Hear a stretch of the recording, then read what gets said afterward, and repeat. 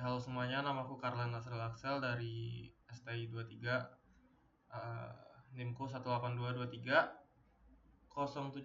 Di sini aku akan mengerjakan soal UTS nomor 1, yaitu tentang subsampling dan bitrate. Jadi langsung aja. Soalnya, Andi membeli TV dengan layar OLED 4K. Jika TV tersebut menggunakan subsampling 420, berapa bitrate yang diperlukan supaya layar dapat menampilkan video dengan refresh rate 60 fps? Jelaskan jawaban Anda. Oke, jadi di sini aku bakal ngebuat yang diketahui dulu ya. Diketahui. Jadi layar 4K. Dari layar 4K ini kita bisa menyimpulkan bahwa terdapat 2160 kali 3840 pixel di satu frame. Habis itu dari yang digunakan itu adalah subsampling 4.2.0. Yang ditanya yaitu berapa bitrate yang diperlukan menampilkan video dengan refresh rate 60 fps. Oke, yang ditanya itu bitrate. Jadi kalau aku ngerjainnya itu, aku suka mikirnya itu kita nge-convert dari fps, yaitu frame per second, menjadi bit rate atau bit per second lah ya. Maaf, ini kita ngubah dari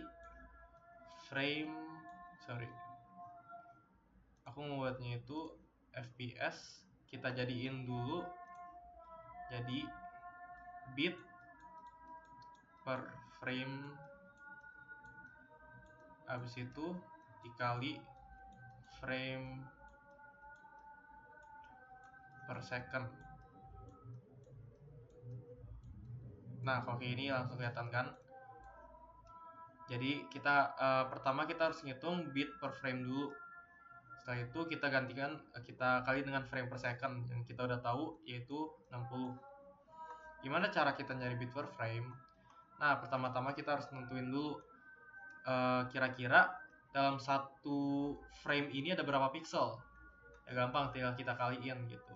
Jadi satu frame ada segini lah. Ya segini. Ada 2160 kali 3840 pixel. Seperti yang kita tahu, di setiap pixel pasti ada bit depth-nya. Di bit depth itu ya berarti kita agak ubah pixel ini menjadi bit. Tapi nggak sesimpel kita ngambil kayak satu pixel itu 8 bit. Soalnya di sini ada subsampling 4:2.0. Jadinya itu aku bakal ngejelasin dikit tentang apa artinya 4:2.0 ini. Singkatnya itu di 4:2.0 itu representasi dari cara kita membuat suatu pixel. Jadi 4-nya itu melambangkan Y, yaitu luminescence berarti ya kecerahan atau cahaya gitu. Dan 20 itu melambangkan chrominance, yaitu warna-warnanya gitu. Jadi yang dimaksud dengan 4:2.0 ini tuh 4-nya itu masih utuh. Tapi informasi tentang warnanya 2:0 itu yang dikompresi. Jadi ingat, 4 ini untuk pencahayaan, 20 ini buat warna. Nah, di sini aku bakal lanjut ke sini supaya lebih jelas. Ini ilustrasi dikit. Nah, seperti yang bisa kita lihat 4 di sini. Yang pas 4 semuanya itu informasi tentang kecahayaannya itu tetap full. Tapi yang dimodif dari subsamplingnya itu seperti bisa dilihat di dua gambar di bawah atau dua baris di bawah itu, yaitu kromanya, warnanya. Di 4:2.2 itu yang awalnya mempunyai lengkap lah, ada 8 informasi warna dikompresi menjadi 4 informasi warna. Nah, dari 422 ke 420, dari 4 informasi warna diubah menjadi 2 informasi warna. Nah, di sini mungkin langsung kelihatan ya, di sini yang awalnya kita mempunyai bit depth yaitu 8 bit, dikompresi menjadi 4 bit. 4 bit dikompresi menjadi 2 bit. Nah, konsepnya itu gimana? Kenapa ini bisa kayak ada 8 warna, habis itu gimana konsepnya itu mengubah dari 8 menjadi 2 ini. Nah, jadi aku mau mikirnya itu kita punya 8 kotak kosong di sini deh. Set, set, set, set, set. Nah, setiap kotak ini mempunyai informasi warna. Misalkan ini merah, biru, Mejiku Hibiniu, hitam, enggak hitam sih. Mejiku Hibiniu, pink atau apa.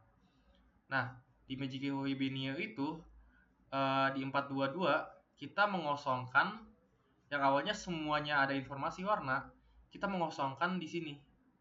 Ini warna, ini warna, ini warna, ini warna. Di sini itu dikosongin. Habis itu di sini bakal nge-copy dari sebelah kirinya itu. Jadi ini nge-copy ini cewek, ini copy dari W, ini copy dari W, ini copy dari W. Nah, dengan ini kayak informasi yang dibutuhkan untuk ngebuat space 8x8 ini disetengahkan kan. Soalnya itu yang di sebelah kanan itu hanya copy dari yang sebelah kirinya. Nah, hal itu juga di lebih ekstrem kan di 420. Jadi kita punya space 8 kali ada 8 kotak. Habis itu yang kita ambil cuman sininya doang. Sisa 3 kotak ini merupakan copy dari warna yang ada di kiri atas. Ilustrasinya ya guys ya. Nah, itu bisa dilihat kan. Kalau di sini ada 8 informasi warna. Di sini ada 2, cuman ada 4 informasi warna, di mana yang sini itu kotak ini, bayangin ini adalah kotak ya. Bayangin berarti yang ini itu di copy dari sini, ini copy dari sini, ini copy dari sini, ini copy dari sini. Begitupun juga yang di 420. Yang kan ada 8 kotak.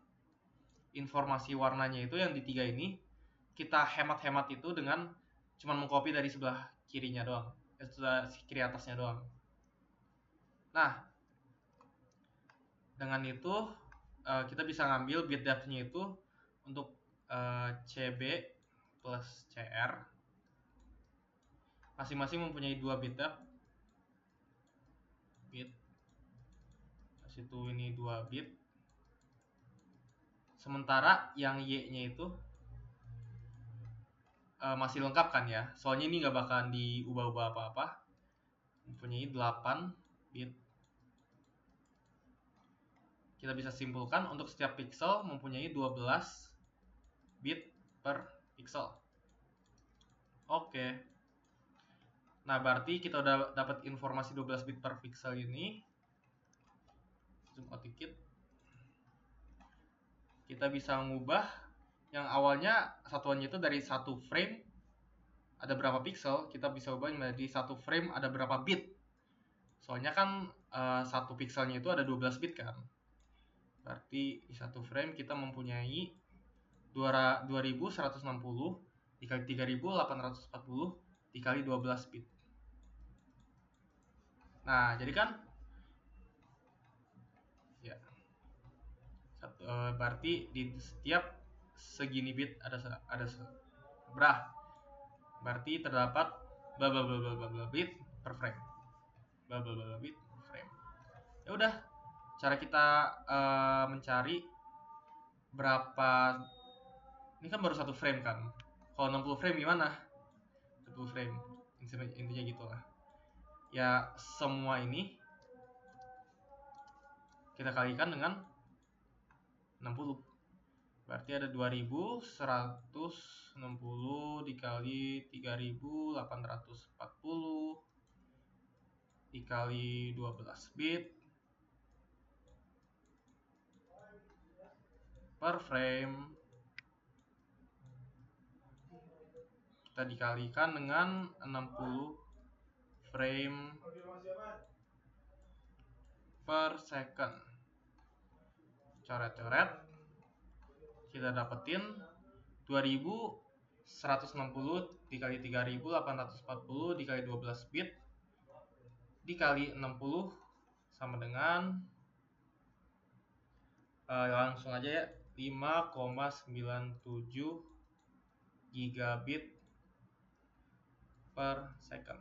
Udah deh, ini bitrate yang diperlukan untuk apa tadi? Untuk menampilkan video dengan refresh rate 60 fps. Oke deh, itu aja untuk nomor 1.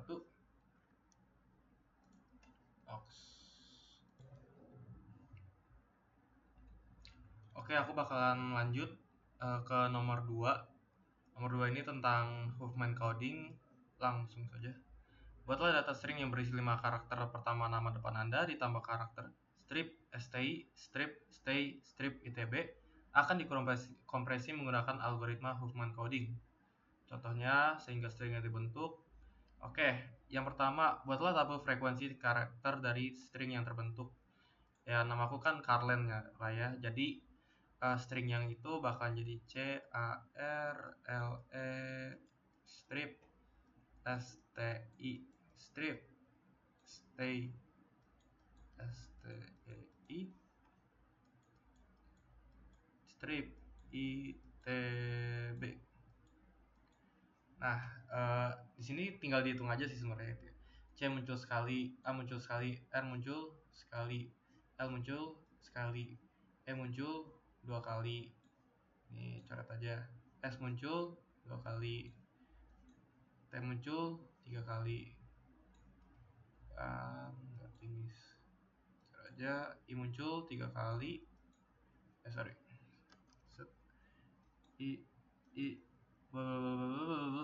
B muncul sekali. Nah, jadi abis ini dibuat tabel, diurutkan dari yang tergede dulu, baru yang terkecil. Ini yang aku buat itu di dokumenku. Harusnya langsung aja dari tergede dari yang terkecil. Nah, kenapa harus yang dari yang tergede dari yang terkecil? Soalnya ada kaitan dengan nomor 2, yaitu bangunlah Huffman tree berdasarkan tabel frekuensi di atas. Jadi, untuk nomor 2, maaf, mana yang nomor 2 ya? Nah, ini. Jadi tekniknya tuh gini. Pertama, kita urutin dari yang tergede ke yang terkecil dulu. Di sini itu T sama strip itu mempunyai frekuensi 3 kali muncul. Jadinya aku taruh di paling atas. Habis itu sisanya itu yang 2 kali dan sekali doang. Jadi tekniknya tuh gini, kita urutin dulu tergede ke terkecil, habis itu kita buat per 2 karakter itu 0, 1, 0, 1, 0, 1, 0, 1. Habis itu dari gabungan dari 2 karakter kita gabung lagi menjadi 0, 1, 0, 1. Ada sedikit outlier ya, nyasar dikit di sini tapi nggak apa-apa. Kita abaikan dulu sekarang, kita fokusnya ke yang ini dulu. Ke yang ada pasangannya lah, yang ada pasangannya kita cocokin lagi 01.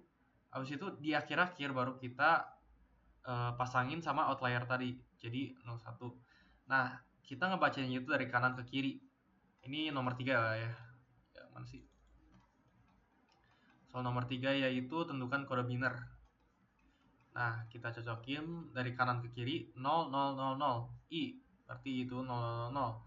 0, 0, 0, 1. T, oke, kalau strip itu 0, 0, 1, 0, 0, 0, 1, 1, dan seterusnya sampai kita dapat kode biner untuk seluruh karakter. Oke, lanjut. Hitung rata-rata panjang bit dari hasil pengkodean. Jadi di sini kan ada, ya kita langsung hitung aja lah ya. Di sini ada 10 karakter, 8 karakternya itu mempunyai panjang bit 4, berarti 8 kali 4. Ditambah ada 2 karakter dengan panjang bit 2. Totalnya ada 10 karakter, berarti ini 32 tambah 4, 36 per 10, itu 3,6 bit per karakter. Oke, berarti kita ketemu. Lanjut lagi ke nomor 5. Hitung ukuran total bit dari hasil kompresi jika string asli terdiri dari 1000 karakter yang distribusinya sesuai dengan frekuensi pada tabel. Nah, di sini aku langsung cantumin aja supaya kita nggak usah ribet-ribet ngitung. Jadi kalau dihitung-hitung ada 17 kali karakter tersebut muncul. Ya kan ada C, A, R, L, E, strip 6, habis itu STI 3, 9, strip 10, stay, ITB ya 17. Berarti kita hitungnya itu langsung kayak gini aja. 3/17, 3/17, 3/17, 2/17, 2/17. Ini tuh melambangkan kayak berapa kali banyak muncul di dalam 17 karakter itu. Itu kan 3 kali muncul dalam 17, itu 3 kali muncul dalam 17. Habis itu kita kalikan dengan 1000 untuk mendapatkan estimasi. Ini sebenarnya koma-komaan, tapi kita estimasikan aja, kita bulatin aja jadi 176, 176, 176. Terus untuk ke bawahnya, habis itu kita ngambil panjang bit yang kita udah hitung tadi. Ya mungkin langsung aja nggak usah scroll ke bawah, kita ingat aja kayak 8 teratas itu 4 bit kan, habis itu 2 di bawah itu 2 bit. Jadi di situ kita kali aja, lalu pas banget kita dapetin kayak hasilnya itu 4000. Jadi kita dengan menggunakan Hoffman coding kita sudah mengkompresi yang ada 1000 karakter, kita kompresikan menjadi 4000 bit saja. Nah, kebetulan nomor 5, hitung ukuran total bit dari hasil kompresi jika string asli terdiri dari 1000 karakter. Oh sorry, nomor 6, hitung rasio konversi jika setiap karakter dan representasi asli disimpan dengan 8 bit. Nah, kalau kita kan ada 1000 karakter kan ya. Nah, situ kita kalikan dengan 8, itu jadinya 8000 bit. Tapi dengan metode Hoffman yang kita terapkan tadi, hasilnya itu 4000 bit. Pas banget kita udah mengefisienkan penyimpanan 1000 karakter itu menjadi 2 kali lipat lebih efisien atau 2 kali lipat lebih kecil. Lebih efisien sih sebenarnya, bukan lebih kecil. Soalnya ya itu cuman karakter doang. Maksudnya hasil akhirnya itu nggak diubah, nggak dimodif, nggak dikecilin, tapi dibuat lebih efisien aja dalam penyimpanannya. Oke, jelaskan keuntungan dan keterbatasan Hoffman coding dalam kompresi file multimedia. Jadi seperti yang kita lihat itu lebih efisien kan. Soalnya tadi yang harusnya 8000 bit menjadi 4000 bit itu 2 kali lebih efisien, dan itu kalau di skala besar itu bakalan ngaruh banget.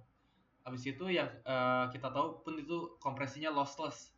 Berarti kalau kita mengkompresi tadi Carle, strip, stay, strip, STI, strip ITB, habis itu kita decoding dan kita encoding lagi, itu hasilnya nggak bakalan berubah, tetap sama gitu, lossless.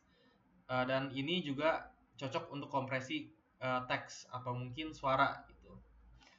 Minusnya itu, semisal kita punya 1000 karakter, string 1000 karakter yang isinya tuh cuman A sama B doang. Itu jatuhnya itu nggak efisien, soalnya kita justru ya gitu deh. Jadi itu intinya itu ini tidak optimal untuk data yang distribusinya itu seragam gitu. Kayak misalkan ada A-nya itu ada 1000, B-nya itu ada 1000, C-nya itu ada 1000, D-nya itu ada 1000, sampai Z itu 1000 semua. Itu hasilnya sama aja gitu. Bahkan mungkin nggak efisien. Oke, lanjut. Kita ke nomor 8, yaitu kita disuruh tunjukkan hasil di encoding dari hasil string tersebut. Mana tadi? Nah, ini dia. Encodingnya mungkin aku supaya gampang dilihat, contek dikit dari sini. Kita kopas aja ya ke bawah ya. Oops, spoiler. Nah, cara encodingnya itu lumayan gampang lah ya. Harusnya kayak intuitif aja gitu. C itu apa? C itu di sini itu 11. Kita tulis 11. A itu apa? A itu 10, kita tulis 10. R itu apa? Kita seperti ini. R itu 0111. Habis itu L itu apa? Kita lihat di sini 0110, dan selanjutnya sampai semua Charle, strip, STI, strip, stay, strip ITB itu semuanya diubah menjadi kode biner inilah istilahnya. Habis itu nomor 9, kita sekarang disuruh jelasin gimana cara kita mengencoding semua ini. Nah, mungkin di sini sebenarnya itu lumayan gampang sih, sama-sama intuitif juga gitu. Kita cuman perlu ngelihat kayak nih, ini aku nggak nyontek nih misal nih. Baik. Pindahin aja langsung bawah. Set. Pindahin dikit supaya kelihatan. Nah, misalkan nih, kita mau nge-encoding kode ini 11.010.0111.0110. Habis itu kita cuma diberi kamus ini. Yaudah, kita tinjau aja. Kita tinjau karakter per karakter. Bit by bit. Misalkan bit itu 1. Yaudah, kita langsung ke tree-nya itu kita tunjuk 1. Bit berikutnya itu 1. Kita dapat C. Kita tulis C di sini. C. Gitu. Habis itu kita punya karakter 1. Bit 1. Kita tunjuk 1. Karakter selanjutnya itu 0. Dapat A. Habis itu kita dapat 0 ke 1 ke 1 ke 1 R. Hasil 0 ke 1 ke 0 0 ke 1 ke 1 ke 0 L. Kita lanjut 0 1 0 0 E. Hasil itu 0 0 1 0 strip. Hasil itu 0 0 1 1 S T. Hasil itu I. Hasil itu ini strip lagi. Hasil itu 0 0 1 1 itu S. 0 0 0 1 itu T. 0 1 0 0 itu E. 0 0 0 0 itu I. Lanjut aja sampai akhir lah ya. 0 0 1 0 itu strip. 0 0 0 0 itu I. 0 0 0 1 itu T. 0 1 itu B. Carle STI. Carle strip STI strip stay strip ITB. Selesai. Oke, mungkin itu udah mencakup nomor 9 sama nomor 10 lah ya. Tentukan hasil decoding dari hasil string tersebut sama jelaskan hasil decoding dari string tersebut. Jadi ya mungkin itu aja untuk nomor 2. Bakal aku lanjut lagi ke nomor 3.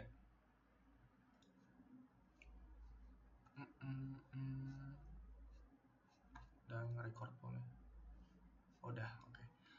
Oke, aku bakalan lanjut dengan nomor 3, nomor terakhir. Ini tentang sampling dan aliasing secara umum ya.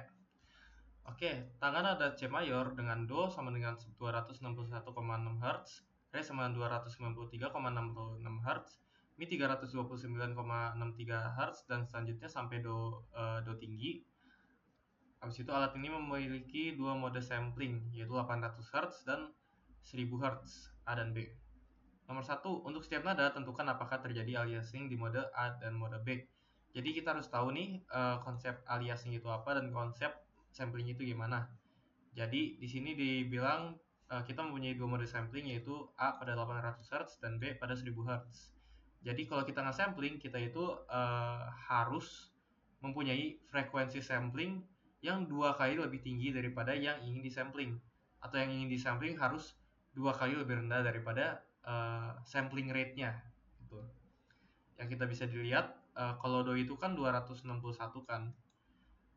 Kita mendingan tentuin dulu di dua mode sampling ini, batas sampling itu berapa. Ya tinggal dibagi 2 aja. Kalau A itu 800 bagi 2, 400 Hz. Dan kalau B itu 1000 bagi 2, yaitu 500 Hz.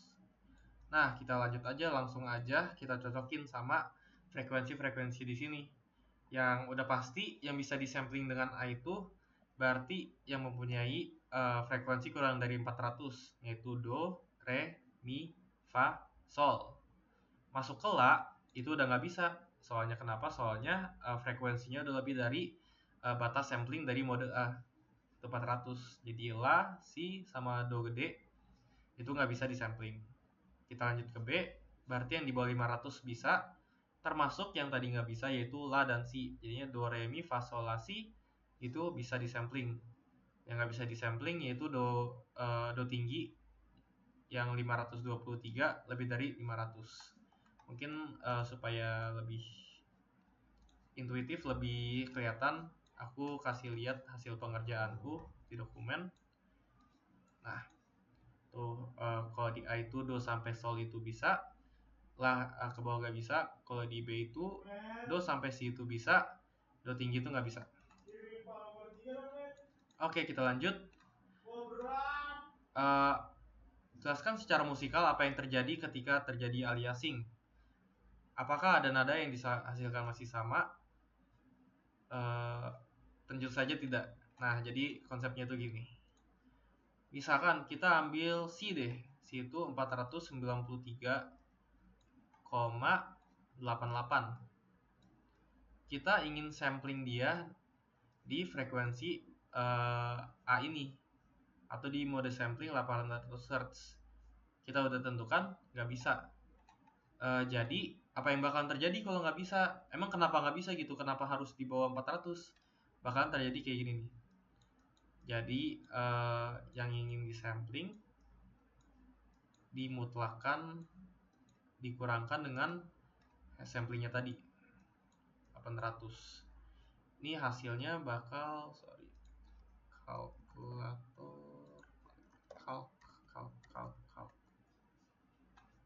langsung aja 800 dikurangin 493,88 jadi 306,12. 3,06,12. Jadi ketika kita misalkan nih kita nge-record nada C di sampling device yang mempunyai mode sampling A yaitu 800, bakal terjadi perhitungan ini dan dihasilkan angka ini.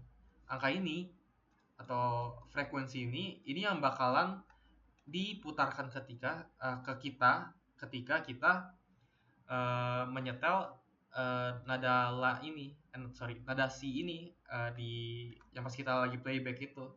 Jadi alih-alih kita mendengar frekuensi yang seharusnya yaitu frekuensi C, kita malahan ngedenger frekuensi 306 ini yang mungkin mirip-mirip atau diantara re sama mi gitu. Jadi kita bukannya ngedenger nada C, kita malahan denger nada re tinggi dikit gitu. Ya apa akibatnya untuk musisi dan pengguna? Ya tentunya kan musisi kan kalau ngebuat musik itu selalu ya mereka selalu lihat nada-nada lah gitulah.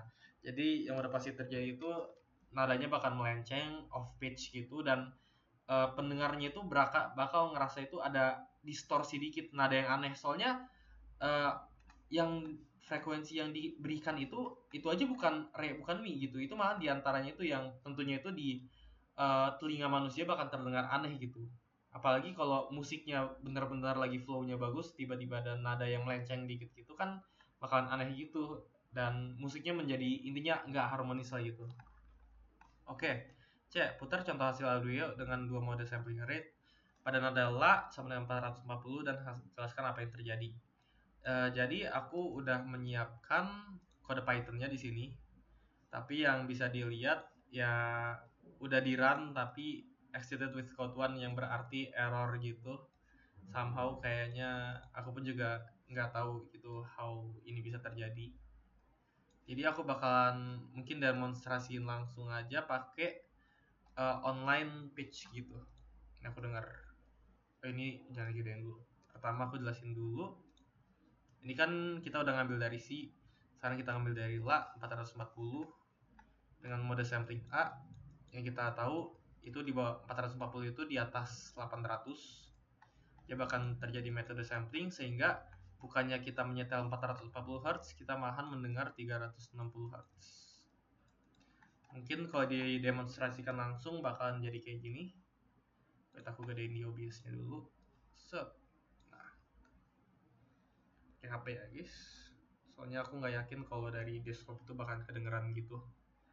Nih, ini semisalnya nih. Ini adalah nada la yang harusnya kita dengar 440 Hz. Aku play.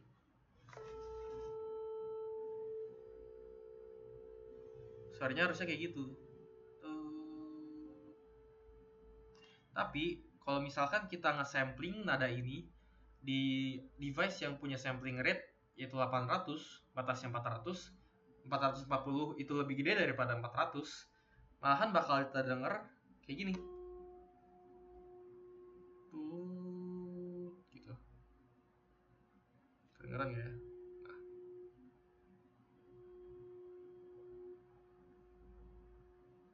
Nah, intinya gitulah ya. Mungkin stop dulu. Kembali ke mana? Nah,